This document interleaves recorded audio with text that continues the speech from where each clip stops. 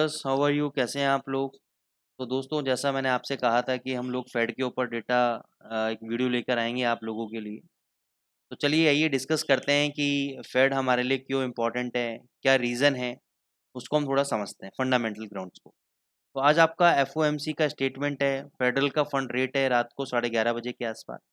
FOMC का मतलब होता है फेडरल ओपन मार्केट कमेटी। ये बेसिकली अमेरिका का जो बैंक है, सेंट्रल बैंक है, फेडरल रिजर्व बैंक, उसकी एक कमेटी होती है जिस कमेटी का नाम होता है FOMC, federal open market committee. अब ये इंटरेस्ट रेट इंक्रीज और डिक्रीज यानी जो मॉनेटरी पॉलिसी जिसको हम बोलते हैं, उसका इसका मेन पर्पस होता है। पर्पस तो वैसे बहुत सारे होते हैं, लेकिन आप मेजरली मान के चलो कि इन डॉलर की अगर रिगार्डिंग बात करें या फॉरेक्स मार्केट की रिगार्डिंग बात करें, तो मॉनेटरी पॉलिसी एक ऐसा सब्जेक्ट है जो कि सबसे ज़्यादा इम्पैक्ट डालता है करेंसीज के रेट्स के ऊपर। अब ये इंटरेस्ट रेट्स क्या हैं? पिछली बार आपका इंटरेस्ट रेट था 5%। इस बार बाजार एक्सपेक्ट कर रहा है कि ये बढ़ेगा 0.25 बेसिस पॉइंट। अभी 25 बेसिस पॉइंट का मतलब हो गया आपका 0.25% रेट ऑफ इंटरेस्ट। ठीक है, जब भी इंटरेस्ट रेट बढ़ता है, डॉलर की वैल्यू आपकी ऊपर की तरफ जाती है एज पर दी थ्योरी। अब इंटरेस्ट रेट बढ़ता क्यों है? इसके पीछे आपको समझना पड़ेगा इन्फ्लेशन। इन्फ्लेशन का मतलब होता है दोस्तों महंगाई दर। मैं आपको कुछ डेटास पे लेके चलता हूँ। यहाँ पे आप देखेंगे 2021 से और 2022 के बीच में ये जो इन्फ्लेशन था आपका 9.1 समथिंग इन्फ्लेशन पहुंच गया था। जनरली जो सेंट्रल बैंक से, जैसे अमेरिका का सेंट्रल बैंक कौन सा है? Federal reserve bank. उनका टारगेट होता है कि 2% के ऊपर इन्फ्लेशन नहीं जाना चाहिए। जब भी इन्फ्लेशन 2% के ऊपर जाएगा तो हम इंटरेस्ट रेट्स को इंक्रीज करेंगे और इन्फ्लेशन को नीचे लाने की कोशिश करेंगे। लेकिन जब ये 2% के ऊपर यहाँ पे धीरे धीरे जाने लगा तो इन्होंने इंटरेस्ट रेट नहीं बढ़ाया। बाद में इन्होंने धीरे-धीरे करके इंटरेस्ट रेट बढ़ाने लगे। जब 2% ये क्रॉस कर रहा था आपका इन्फ्लेशन का रेट, उस समय अमेरिका में इंटरेस्ट रेट थे 0.25% टोटल। लेकिन जब इन्होंने बढ़ाया 0.50%, फिर इन्होंने बढ़ाया 0.75%, फिर इन्होंने बढ़ाया 0.50%, ऐसे बढ़ाते-बढ़ाते ये इंटरेस्ट रेट्स को कहाँ पे ले गए? 5% के आसपास ले गए। और जब इन्होंने इंटरेस्ट रेट को बढ़ाना चालू किया, तो ये इन्फ्लेशन गिरते अभी जो मार्च में लास्ट डेटा आया है, वो आया है आपका 5% का। वो आपका डेटा आया है 5% का। 5% पे इन्फ्लेशन को लेकर आ गए। अब रिसेंट में क्या हुआ? आप सब लोग जानते हैं, फर्स्ट रिपब्लिक बैंक का केस हुआ, सिलिकॉन वैली बैंक का केस हुआ, क्रेडिट स्विस के बैंक का केस हुआ।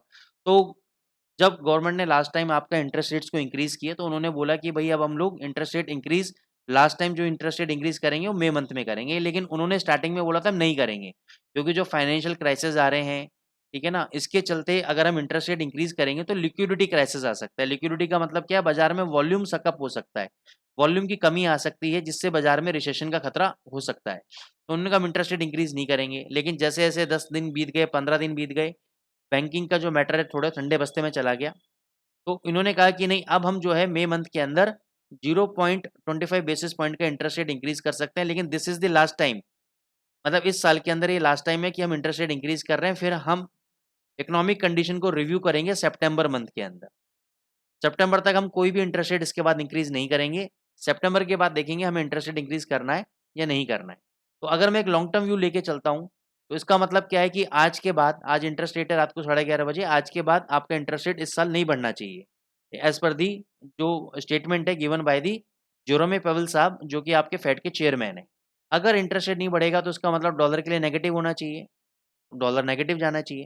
तो उसका इम्पैक्ट आप देख रहे हो कि डॉलर कल भी नेगेटिव आया था, आज भी थोड़ा-सा नेगेटिव चल रहा है। तो ये डिपेंड करता है। अगर 0.25 बेसिस पॉइंट अगर आपका इंक्रीज़ हुआ, तो डॉलर डेफ़िनिटली आपका थोड़ा-सा ऊपर जाएगा। कहाँ तक जा सकता है आपका? 103.25 तक जा सकता है आपका, 104.80 तक जा सकता है आपका। लेकिन अगर 0.25 बेसिस पॉइंट नहीं बढ़ा, तो ये बहुत भयंकर गिरेगा और ये आने वाले महीनों के अंदर आपका $96 भी आपको दिख सकता है। तो एक शॉर्ट टर्म बाउंस बैक आपका आ सकता है आज शाम तक या कल तक, क्योंकि रीज़न क्या है, आज आपका आईएसएम सर्विसेज़ डेटा भी है, ये भी बहुत इंपॉर्टेंट डेटा है। आईएसएम सर्विसेज डेटा है आपका, पीएमआई डेटा है, बहुत इंपॉर्टेंट डेटा है। अच्छा, एक ऑब्जर्वेशन मैं और बता देता हूँ उसके अंदर। अगर आज शाम को पौने 6 बजे से लेकर साढ़े 7 के बीच में अच्छी खासी मूवमेंट अगर आपको दिखती है करेंसीज़ मार्केट के अंदर, तो यकीन मानना आज रात को 11:30 बजे बहुत बड़ा मूवमेंट आपको देखने को नहीं मिलेगा। फिर कल 12:30 बजे के बाद आपको मूवमेंट देखने को मिलेगा इसके अंदर। लेकिन अगर आज मूवमेंट नहीं आता है शाम को, तो रात को डेफ़िनेटली बहुत अच्छा मूवमेंट आपको देखने को मिलेगा और कल पूरे दिन आपको अच्छा खासा मूवमेंट देखने को मिलेगा। तो अगर ज़रा-सा भी नेगेटिव न्यूज़ आया डॉलर के लिए तो डॉलर गिरेगा, यूरो यूएसडी भगेगा, जीबीपी यूएसडी भगेगा, गोल्ड भगेगा आपका। और जिसकी प्रोबेबिलिटी बहुत हाई है भगने की, बहुत हाई प्रोबेबिलिटी है भगने की। फिर भी अगर कोई अपडेट्स हैं, कोई चेंजेज़ हैं, वो मैं आपको मार्केट टाइमिंग्स में अपडेट करूँगा। डिस्क्रिप्शन बॉक्स में मेरे नंबर दिए हैं। आप मेरे व्हाट्सएप कम्युनिटी ग्रुप के अंदर ऐड हो सकते हैं। वहाँ पे मैं आपको टाइमली मैनर पे अपडेट कर दूँगा कि आपको क्या पोज़ीशन बनानी चाहिए। अगर आप इंटरेस्टेड हैं, तो आप मेरे को डीएम कर सकते हैं मेरे नंबर के ऊपर। तो ये आपका फेड का एनालिसिस था। सिंपल सा कंक्लूज़न मैं फिर बता देता हूँ कि इंटरेस्ट रेट बढ़ेगा तो डॉलर की वैल्यू बढ़ती है और इंटरेस्ट रेट क्यों बढ़ता है जब इन्फ्लेशन आपके हायर लेवल्स पे होते हैं। इन्फ्लेशन बढ़ेगा तो इंटरेस्ट बढ़ेगा तो डॉलर की वैल्यू। अगर इन्फ्लेशन धीरे-धीरे नीचे आ रहा है, जैसे अभी आ रहा है नीचे, तो इंटरेस्ट रेट को एक कम स्पीड से बढ़ाएँगे, वो डॉलर के लिए नेगेटिव रहता है। तो आई होप आप मेरा इशारा समझ गए होंगे, किस डायरेक्शन में मैं मार्केट को लेके जाना चाह रहा हूँ या अपनी एनालिसिस को लेकर जाना चाह रहा हूँ।